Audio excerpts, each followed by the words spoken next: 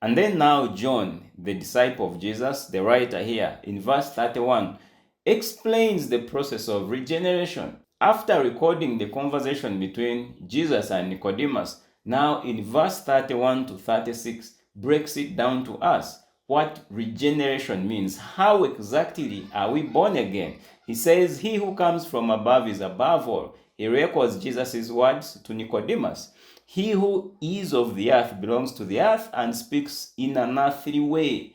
Jesus is separate, is different from us who are carnal. We understand carnal things, we do not understand spiritual things. Verse 32, he says, he bears witness to what he has seen and heard, yet no one believes or receives his testimony. So Jesus has come to us, the carnal men, but we cannot understand his testimony about the Father.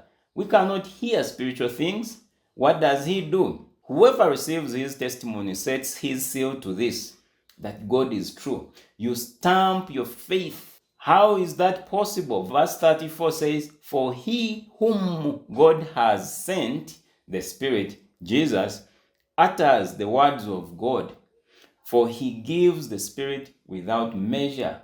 So he pours the Spirit of God generously, without measure, upon a dead man. The dead man wakes up, and thus in verse 33, he receives the testimony because he has heard the voice of the Son of God calling him to salvation. And then he sets his seal. He stamps his faith. After receiving it, after being a new man, you're born again already. It's the same way we are born of our parents. You know them because you've been born. You simply realize you are alive and you see them. This is mommy, this is daddy. And you never have a thought of denying them any single day. So we only wake up to the realization that God is true.